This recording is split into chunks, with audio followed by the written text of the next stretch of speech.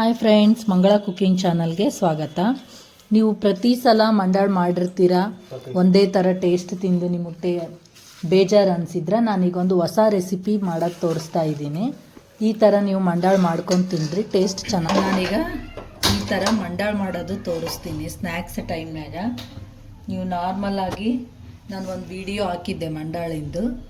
ಈ ಥರನೂ ಒಂದು ಸಲ ಮಾಡಿಕೊಡ್ರಿ, ಟೇಸ್ಟ್ ಹೆಂಗಿರುತ್ತೆ ನೋಡ್ಕೊಳ್ರಿ. ಒಂದು 4 ಸ್ಪೂನಷ್ಟು ಎಣ್ಣೆ ಹಾಕ್ಕೊಳ್ರಿ.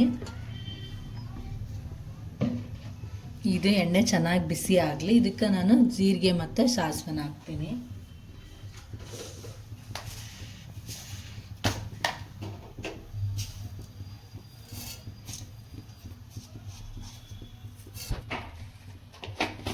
ಇದು ಸ್ವಲ್ಪ ಚಟಪಟ ಅಂದ್ಲಿ. ಈಗ ನಾವು ಸ್ವಲ್ಪ ಶೇಂಗಾ ಬೀಜನ ಹಾಕೊಂಡ್ರಿ. ಈಗ ಇದ್ರ ಜೊತೆಗೆ ಸ್ವಲ್ಪ ಪುಟಾಣಿನೂ ಹಾಕೊಂಡ್ರಿ. ನಿಮ್ಗೆ ಇವು ಎಷ್ಟೆಷ್ಟು ಬೇಕೋ ಅಷ್ಟು ನೋಡ್ಕೊಂಡು ಹಾಕ್ಕೊಳ್ರಿ. ಇಷ್ಟೇ ಅಂತ ಏನಿದಕ್ಕೆ ಅಳತಿಲ್ಲ. ನಿಮ್ಗೆ ಜಾಸ್ತಿ ಬೇಕಂದರೆ ಜಾಸ್ತಿನೂ ಹಾಕ್ಕೊಳ್ರಿ.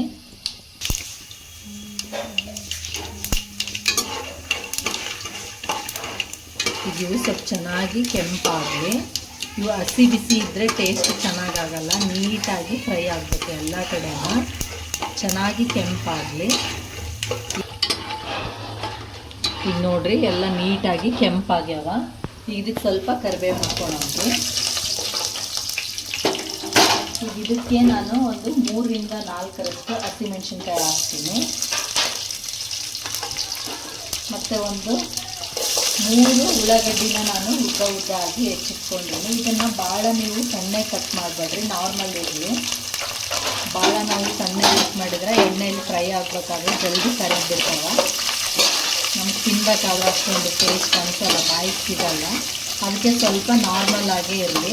ಅಷ್ಟು ದಪ್ಪ ಬೇಡ, ಅಷ್ಟು ನೈಸಾಗಿ ಕಟ್ ಮಾಡ್ಕೊಳ್ರಿ. ಈ ಥರ ನೀಟಾಗಿ ಎಲ್ಲ ಉಳ್ಳಾಗಡ್ಡಿನೂ ಚೆಂದ ಫ್ರೈ ಆಗಬೇಕು. ಈಗ ನೋಡಿ, ನೀಟಾಗಿ ಫ್ರೈ ಆಗ್ಯಾವ. ಈಗ ಇದಕ್ಕೆ ನಾನು ಸ್ವಲ್ಪ ಅರಿಶಿನ ಮತ್ತು ಉಪ್ಪನ್ನು ಸೇರಿಸ್ತೀನಿ. ಒಂದು 1/4 ಸ್ಪೂನಷ್ಟು ಅರಿಶಿನ ಪುಡಿ ಹಾಕ್ಕೊಳ್ರಿ. ನಿಮ್ಮ ರುಚಿಗೆ ತಕ್ಕಷ್ಟು ಉಪ್ಪನ್ನು ಹಾಕ್ಕೊಳ್ರಿ.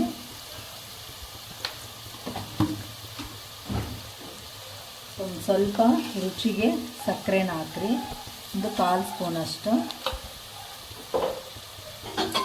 ಇದೆಲ್ಲ ಚೆನ್ನಾಗಿ ಫ್ರೈ ಆಗೈತಲ್ಲ. ನಾನು ಈಗ ಇದರಲ್ಲೇ ಇದು ಸ್ವಲ್ಪ ತಣ್ಣಗಾಗಲಿ, ಆದಮೇಲೆ ನಾನು ಇದಕ್ಕೆ ಮಂಡಾಳನ್ನ ಕಲಿಸ್ತೀನಿ. ಇದು ಬಿಸಿದ್ರಲ್ಲೇ ಹಾಕಿದರೆ ಮಂಡಾಳು ಮೆತ್ತಗಾಗ್ಬಿಡ್ತಾವೆ. ಅದಕ್ಕಂತ ಇದನ್ನು ನಾನು ಗ್ಯಾಸ್ ಬಂದ್ ಮಾಡಿ ಒಂದು 5 ನಿಮಿಷ ಇದನ್ನು ಹೀಗೆ ತಣ್ಣಗಾಗಕ್ಕೆ ಬಿಡ್ತೀನಿ. ಅಷ್ಟರಲ್ಲಿ ಬರೀ ಮಂಡಾಳಷ್ಟೇ ನಾವು ಫ್ರೈ ಮಾಡ್ಕೊಳಮ್ರಿ.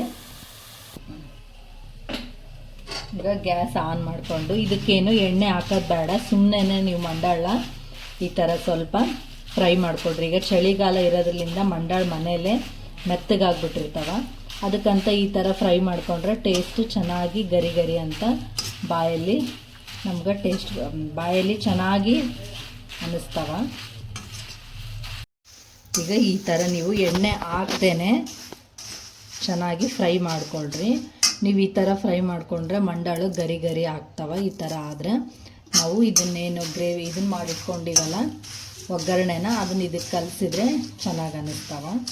ಈಗ ಇದು ಚೆನ್ನಾಗಿ ಫ್ರೈ ಆಗ್ಯಾವ. ನಾನು ತೆಗೆದು ಮತ್ತೆ ಇನ್ನೊಂದು ಸ್ವಲ್ಪನ ಫ್ರೈ ಮಾಡ್ಕೊತೀನಿ.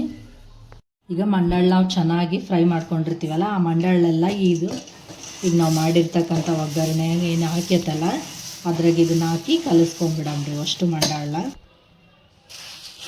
ಈ ಮಂಡಾಳು ನಾವು ಈ ಥರ ಫ್ರೈ ಮಾಡಿಕೊಂಡು ಕಲಸೋದ್ರಲ್ಲಿಂದ ಟೇಸ್ಟು ಇವು ಗರಿ ಗರಿ ಆಗಿ ಬಾಯಲ್ಲೆಲ್ಲ ಕುರುಕುರು ಅಂತ ಶಬ್ದ ಬರ್ತಿರ್ತಾವೆ. ಮತ್ತು ತಿನ್ಬೇಕಾದ್ರೆ ನಮಗೆ ಟೇಸ್ಟು ಚೆನ್ನಾಗಿ ಕೊಡುತ್ತೆ.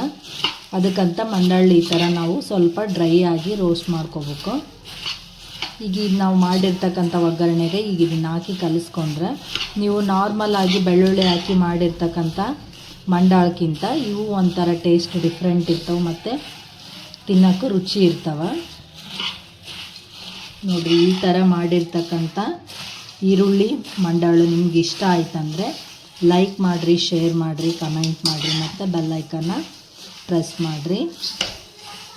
ನೋಡಿರಿ ಎಷ್ಟು ಚೆನ್ನಾಗಿ ಮಂಡಾಳು ಆಡುವಂತ, ನೋಡೋಕ್ಕೆ ಎಷ್ಟು ಚೆನ್ನಾಗಿ ಅನ್ನಿಸ್ತವೆ. ಇದು ಒಂಥರ ಡಿಫ್ರೆಂಟ್ ಟೇಸ್ಟ್ ಇರುತ್ತೆ, ಮಾಡಿಕೊಡ್ರಿ ನಿಮ್ಮ ಮನೇಲೂ.